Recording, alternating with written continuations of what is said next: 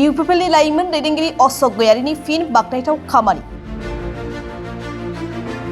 दैजों खुरखानानै सिलिंखार जानो हमनाय गं 36 नखरफोरखौ रैखाथि होनो थाखाय बान्दो खोनानै होदों अशोक गयारीआ। नोंथांमोना बयबो नुबाय थादोंदि इउपिपिएल राजखान्थि दोलोनि लाइमोन दैदेनगिरि अशोक गयारीआ थांनाय माखासे सिगां समफोरनिफ्रायनो थाद'नाय गैयै रायजो राजाफोरनि थाखाय सुबुं सिबिथाय खामानि मावबोबाय थादों।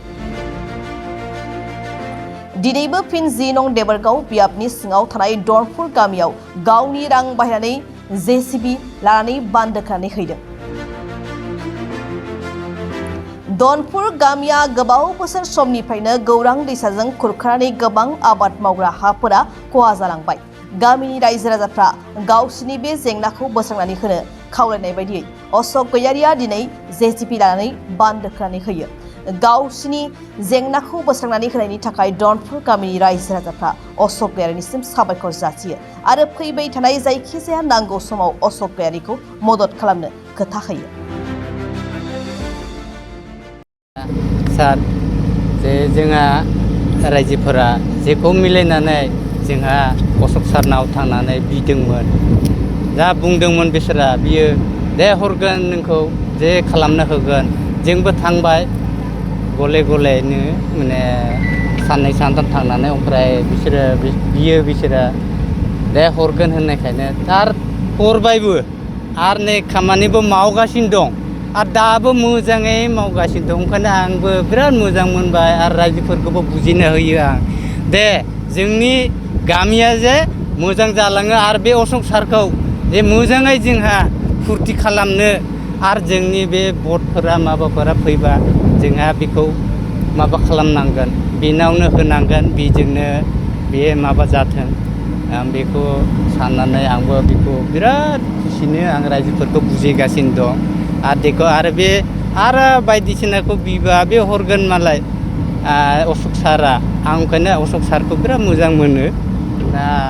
रायजोफोराबो मोजां मोनगासिनो दं आं बेखौ बुंनानै फोजोबनानै दोनबाय। जी मैं इते धनपुर गाँवरे मानु मैं और धनपुर गाँवरे আজি गाँवबुरा सेक्रेटारी बिलाके भाषण दिल मैं राइजर पर आज भाषण दी आसो ता আজি मैं आगतेकै राइजर लगत होई गाँवबुरार लगत होई सेक्रेटारी लगत होई अशोक सार लगत गइसो এই माटी खुंडा लैके आमार गौरां पानीটো बिराद उपद्रव करि आছিলে आगर আজি बहुत बছर हल बहुत माटी खाई दल आमार धनपुर राइजर प्राय बहुत माटी खाइसे एर विषयते मैं आमी गुसुं दुखिया मानुह हिसाबत ता আজি हिसाबत अशोक गयारी सारे बिराद आमार सहाय करिल आजिर दिनत बिराद भाल पाइलं बिराद धन्यवाद दिथों आमी আজি जिएसपि लगाइछों अशोक गयारी सारे आमार जिएसपि दिसे बिराद भाल आमी नम्रालैके आमी तार लगत थाकिम আজি याते आमी बहुत बছर हइलो आमी माटी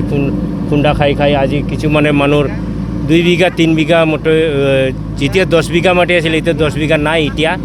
এতিয়া 4-5 बिघाলৈকে खुंडी লৈ গ'ল ता এইটো আজি ইমান দৌৰে দৌৰে আজিহে অশোক সাৰে আমাক বিৰাট মৰম কৰি মানে আজি দি দিল বিৰাট ধন্যবাদ আমি ধন্যবাদ সাহেব করলো আমি তার লগত আমি থাকিমে নম্রালৈকে থাকিমে আজি আমার আজি ইমান রাজ্য মহিলা শৈলা সব জমা খাই আমার ইয়াতে নদীত আমার জিএসপি খুন্ডার লগত জড়িত হয়ে আছে এইটোই কৈ মই সাবেক